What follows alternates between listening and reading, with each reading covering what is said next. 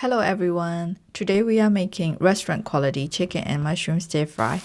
It's one of my favorite dinner recipes and you can cook it in 20 minutes. Let's start with chicken. I'm using chicken breast for this recipe. You can also use chicken thigh. Make sure you cut the chicken into thin slices and marinate it with soy sauce, cornstarch, sugar, and a bit of cooking oil. Mix it well and set it aside for 15 minutes. Now you can prepare vegetables. Slice the onions and mushroom. I use portobello mushroom. You can also use white button mushroom or any mushroom you like. You will also need minced garlic and ginger. They give fresh aromatic flavor to the stir fry.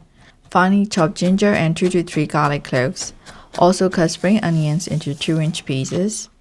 Slice the red chilies. You can omit chilies if you don't like it spicy. It's important to prepare the sauce before you heat the pan. You will need regular soy sauce, dark soy sauce, oyster sauce, water, sugar, and a bit of cornstarch.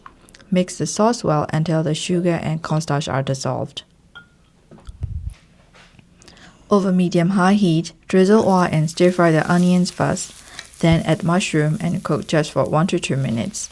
Don't overcook the vegetables as you are cooking them again with the sauce. Set them aside. In the same pan, drizzle more oil. Add the marinated chicken slices. Let the chicken sear at the bottom of the pan for 1 to 2 minutes. Add minced garlic and ginger.